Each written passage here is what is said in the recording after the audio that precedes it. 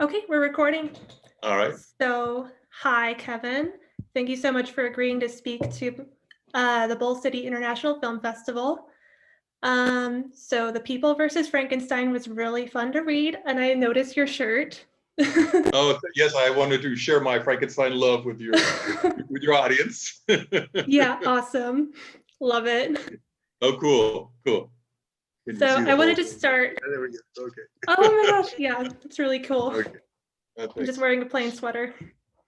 No problem. We can't all love Yeah. Frankenstein, All right. but you like the So, just, play, so that's the important part. yeah. So to start off, I just wanted to ask you a couple questions about yourself. So to start, how did you get into writing? Have you always been a writer or? Yeah, I've been writing since I, like sixth or seventh grade. I remember I grew up in an era when the Batman TV show came out, and I wrote a little play for the kids in my, what was that? Would have been third grade or fourth grade, of a Batman skit that that was my first adventure in writing. And I mean, it made it be 6 or 7 pages. To me, I thought it was a massive book, but it was kind of fun, and I got my teeth wet with that. And then I ran into that book, Sid Field's screenplay Oh book. yeah, Sid Field. Yeah, yeah. And I actually went to a seminar. I lived in Los Angeles at the time, and he was put on a seminar in Hollywood, and I was really inspired to perfect my craft and to do some writing. When I was still well, just fresh out of high school, I'd written a couple episodes of TV shows that never got sold. They were all spec scripts, and I didn't even know where to send them when I got them done. And by the time I found out where to send them, yeah, pilots. They were they were on ongoing shows, and but the shows got canceled. So of course. But then I sent them. There was a comic book based on the shows, and I sent it to them, and the comic book got canceled, but I got some nice feedback from the editor who said, send them some stuff in the future. So I thought, okay, well, that's kind of good. And then,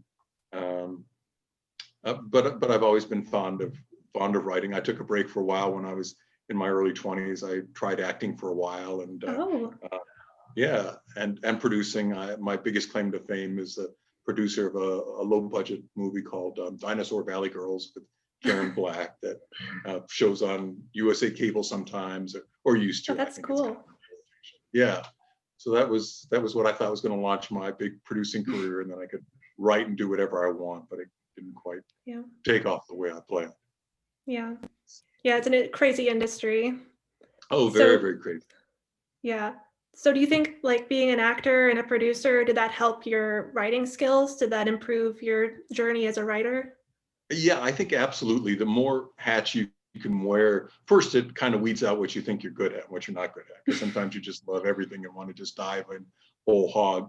And I found that the most satisfaction I got was from writing and having people, because it's more of it's more you on the page. Everything is kind of a collaborative medium in film or television or whatever. But if the script is good and it resonates with people, it's not a reflection on your appearance or anything. It's just what you thought of upstairs. And so that's kind of gratifying when people find that entertaining. So I do find it's the most enjoyable part for me. The producing part, sometimes I just produce because I want to get some of my stuff made, and because it's really hard to get your stuff out there to have people pick it up or try to produce it themselves and take a chance on you. And that's kind of been my specialty, is horror, because it's kind of one of the easier paths to get into. And I've had some modest successes, but nothing gangbuster. So yeah. So I was hoping to kind of retrofit things to see if the play got successful, thinking there's fewer or there's more opportunities for plays to get made if you made something that was captivating enough or whatever, and find an audience for that. Although I don't know how well this would translate into into a movie, because it really feels more like a play. There's longer speeches and things. And it's what it was designed for. Originally, when I came up with the concept, like maybe 10 or 15 years ago, and I hope I'm not segueing the wrong you're question. Good. Go for it. Okay. Was originally I thought of doing it as a film, a kind of low budget feature, but it never kind of, I could never kind of find the I don't know. It never quite gelled for me until I actually saw a local stage production of Inherit the Wind, which is really, really patterned after so much of it. Yeah, it's the same kind of beats as Inherit the Wind, the Scopes Monkey Trial, for any of your viewers that aren't familiar with it. And that kind of made me realize that this particular concept lent itself best, in my mind, to a stage play. So that's why I kind of pursued putting it in stage form. And I've been super ecstatic with the feedback I've gotten so far on it. So, it definitely seems like it would be easy to produce. It's like a courtroom drama for people who are just watching this and maybe haven't seen it or read it. It's a courtroom drama about, obviously it's in the title, Frankenstein is on trial for burning down an orphanage. And it's a very interesting, very interesting genre when you think about it. It's science fiction, courtroom drama, and it's a period piece. It takes place in 1820. Have you always been drawn to these sort of sci-fi or unusual dramas? Yeah, I think pretty much most of my writing career and most of my producing career has been focused on horror specifically, or somewhat science fiction. In the lower budget range, it's hard to do a good science fiction. But I think with the Frankenstein monster, it's kind of a mixture in a way of science gone mad and horror. And I think the People vs. Frankenstein kind of downplays the horror aspects. There's only kind of a few horrific elements, but I think that also broadens the appeal for people that don't want to see something too horrific, but kind of, I think there's a nice meat to it that makes it, a good message and a good theme that I try to really be careful to make sure that it was, you leave there feeling like you got the message I was trying to get. Yeah. And have you always been a fan of Frankenstein specifically, or did that sort of butt up later? Yeah, I think I grew up watching the Universal horror films. So Frankenstein and Dracula would be a toss up for which one I like the best. My first script in my more grown up years and adult years was a vampire story that had allusions to Dracula, and also another kind of low budget movie I made was a kind of a takeoff on Dracula. But I always had a real fondness for Frankenstein, or Frankenstein's monster. And although liking the Universal ones, I was a really big fan of the Hammer horror films. And I liked how that one played more. It was more about the creator than the monster, although the monster certainly was in it. But the series of films with Peter Cushing just really, I really, really liked those films. In fact, another feature that I've written that is similar in theme is it's called Lady Frankenstein, and that now I'm producing as a comic book series. I've got the first 4 issues out, and it's got 2 more issues to go, and it'll wrap up, and then I'll release it as a graphic novel. Completely different approach. It's a modern day story of a distant relative of the original Frankenstein.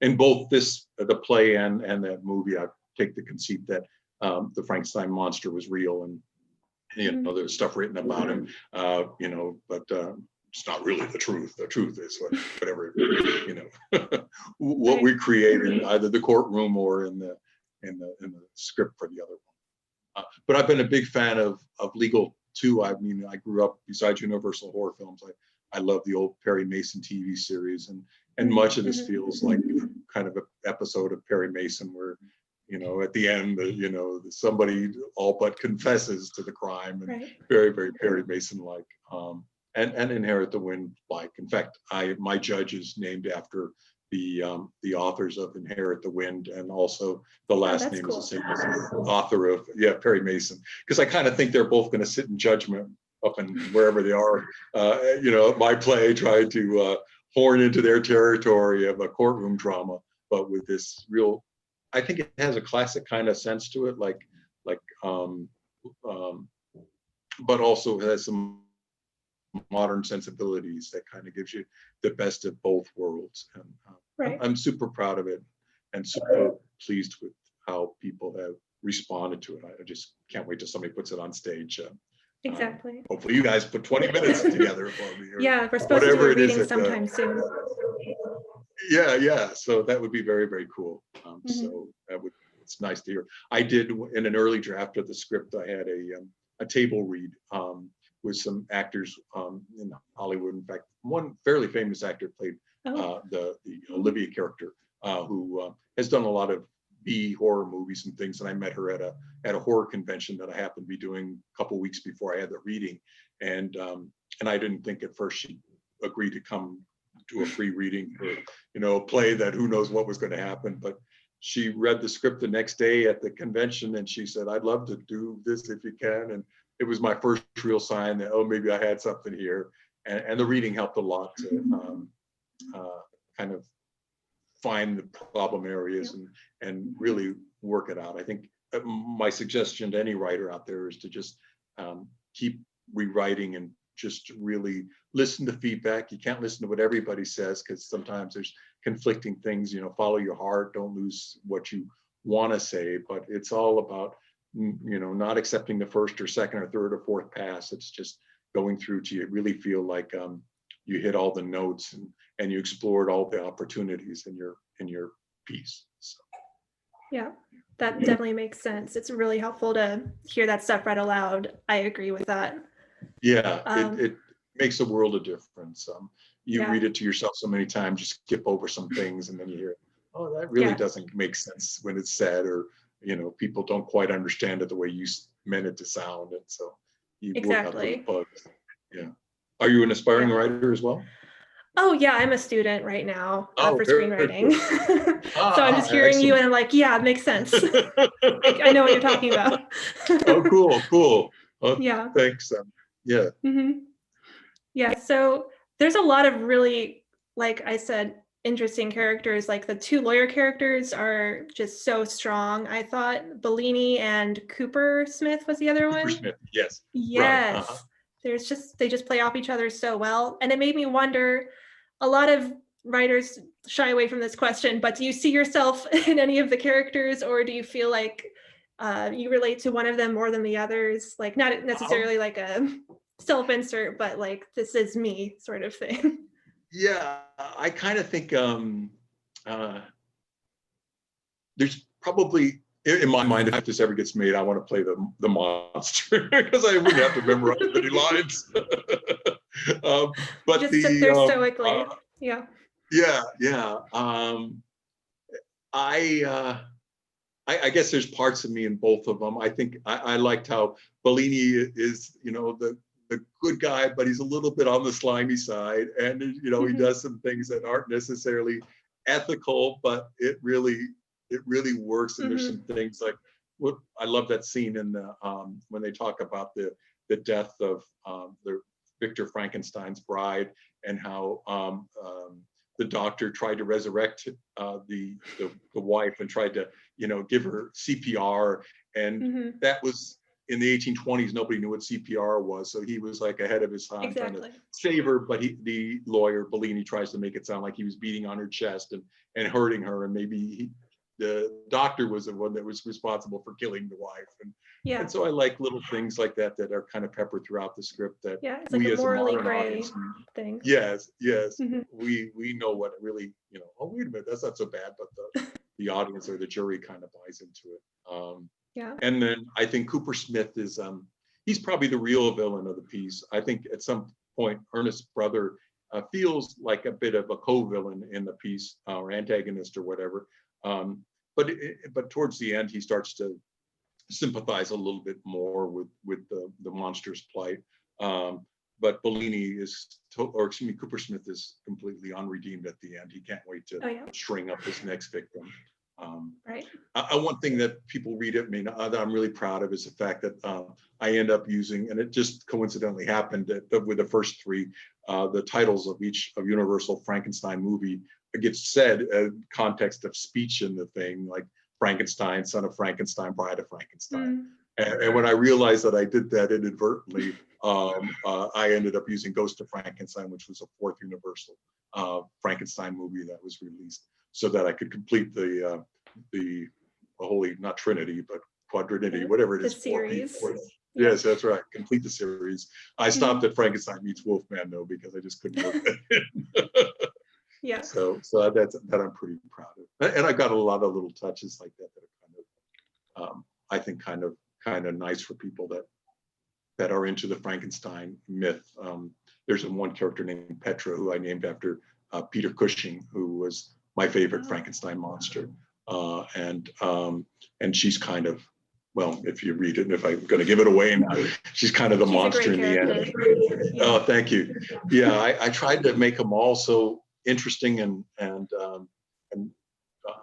have different characteristics, and so I'm really proud of that, and I'm proud of the legalness in it. I hired this lady that was a legal assistant to kind of go over an early draft to make sure that I had all my objections right and things, and there was some things that technically I shouldn't have done that I did just because dramatically it worked, and they were kind of dramatic conceits that work in films for many years because technically there shouldn't be somebody sitting at the table with you who's not a defendant or not a co-counsel, and I have on both sides at the table, Ernest the brother, and I have Olivia the friend on the defense and the prosecuting side. Yeah. And technically it's that little doesn't things. happen.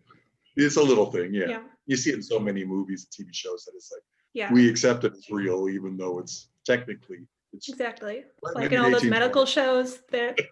Yes, exactly. If an actual doctor were to watch those, they'd be like, no. They did what? With a paperclip? Oh. Yeah. Yes. Yeah. So you mentioned a lot of great parts. I personally loved all of the courtroom drama of it. I live for drama like that. I was wondering if you had like a part that was your favorite part or that you're the most proud of, or something that really stood out to you when you wrote it. You were like, yes, this is great. Let's see.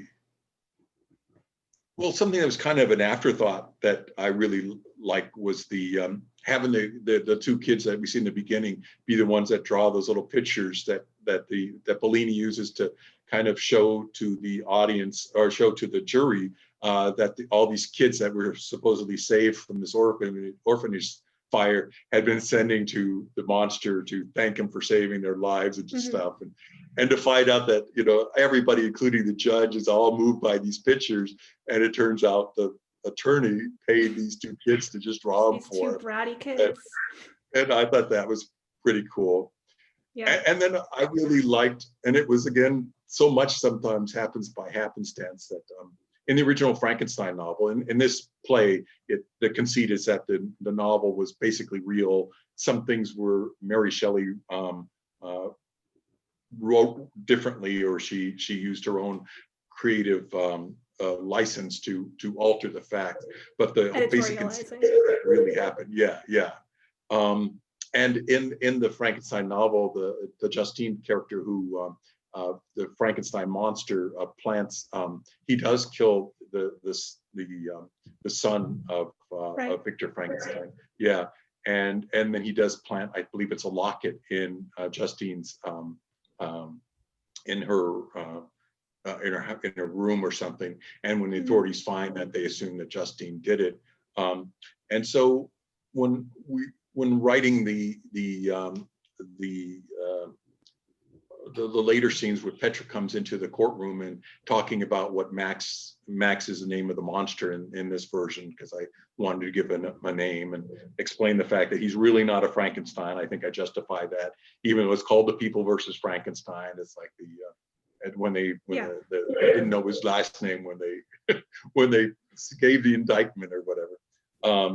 So I really like the fact that she collects souvenirs as she kills people. What we think he's killing people and collecting his souvenirs, which is a real good callback to what Justine was accused of doing back in the original novel. So it was just something that just worked out to be a really nice touch. I kind of like the little scare of the when the skipper, the sea captain, gets tries to shoot the monster and he gets shot himself. Isn't that right at the act break? Yes, exactly. Yeah. Yes. Yeah. And I think both my act break and my ending climax really work. And I tried to for sure. Oh, good. Yeah. Some excitement, and then go take a break. Spice it up. Yes, exactly. It's like, where do you go from this? It's like somebody dies in the courtroom. So, and I just like a lot of little touches, like Ren, the housekeeper. I like how she spits at Olivia, and just she really feels like she's been betrayed because she she can't believe somebody siding with the monster. And I kind of like that the monster, I've gotten some feedback from people saying that the monster should talk more, but I think it's the movie or the play is about the monster, but it's more about the attorneys. It's the attorneys fight for their version of justice that makes it exciting. And it's really hard in a courtroom drama to have anybody but the attorneys be the focal point. True.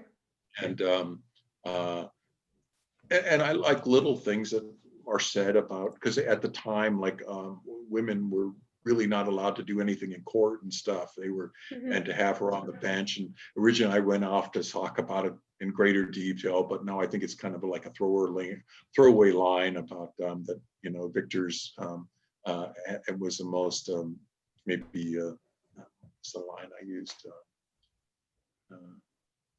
Well, that he had the foresight to realize that women could add value besides the kitchen. Yeah.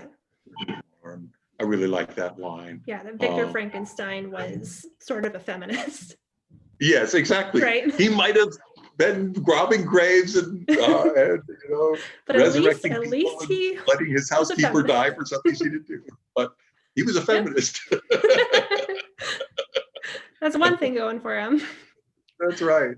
Right. And I try to give everybody some kind of redeeming factor. So even Cooper Smith, who really isn't, he kind of really is a religious man who just can't see beyond the fact that this is a atrocity. And that was a really interesting philosophical debate, was do we treat Maxwell, aka Frankenstein's monster, as a person, even though he's like an abomination by right.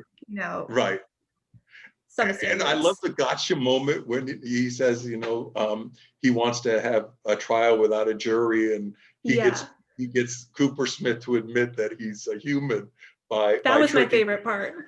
Oh, thank you. And so that felt like all human really jury good... are his peers, therefore he should be treated as a human. I thought that was a great bit of courtroom trickery. I loved it. Yeah.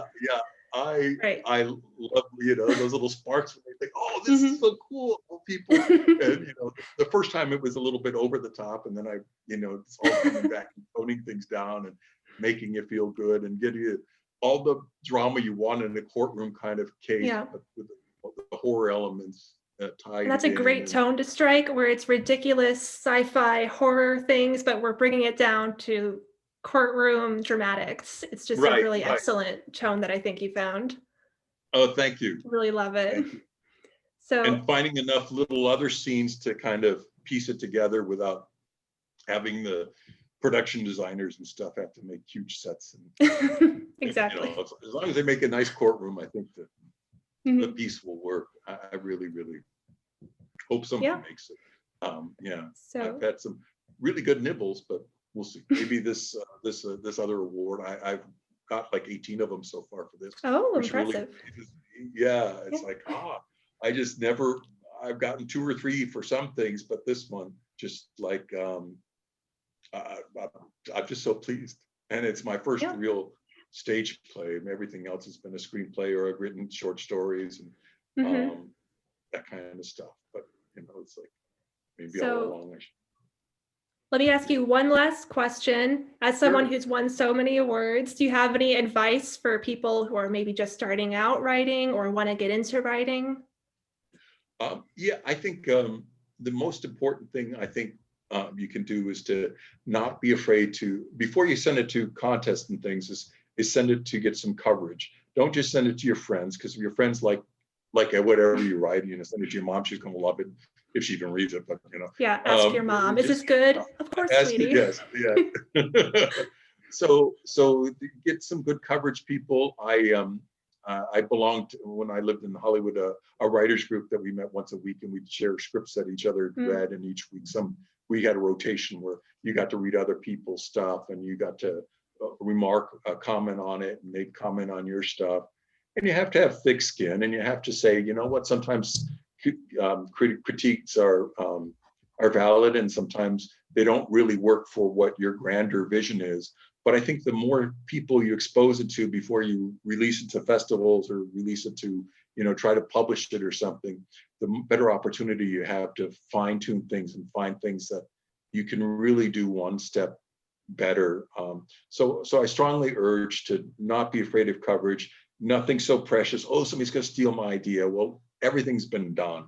So there's Right. nothing you're going to write that is not, it's your version of it. It's like your take on things and the characters you bring to it. So maybe a plot is really kind of special, but you don't have good characters. So you've really got to walk that balance. And then I think something else that I find is really important is to go through and, reread your dialogue, make sure everybody has a distinct voice, that if you took the name off off their character description, you knew who was speaking for the most part. You could say, oh, this person wouldn't say this, or they would say that.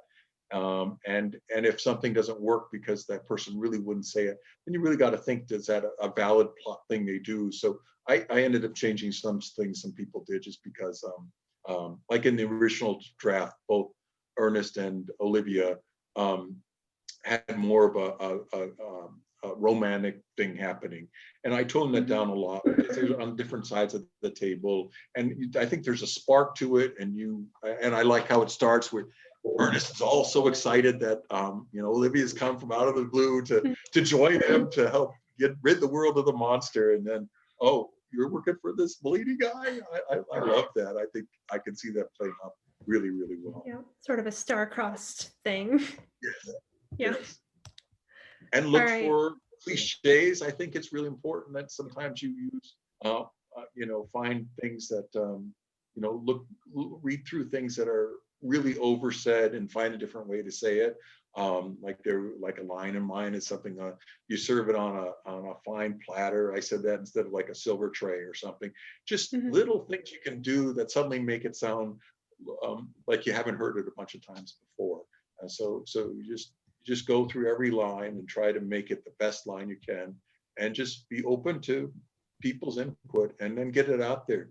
You gotta submit to a lot of festivals and stuff. It costs you some money to get it out there and get it read.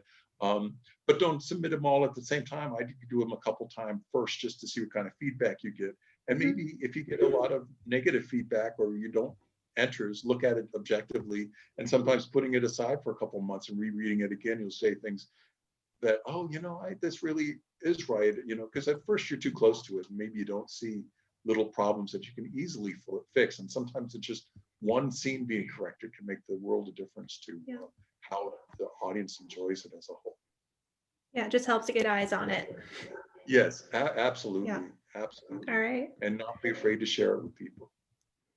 All right. Well, thank you so much for sharing, and thank you so much Oh, for you're taking the very time to welcome. talk with me. No problem at all. Thanks for having me, and good luck with your own writing career. Maybe we'll Thank you. seeing something of yours out there soon. Thank you Bye. so Take much. care.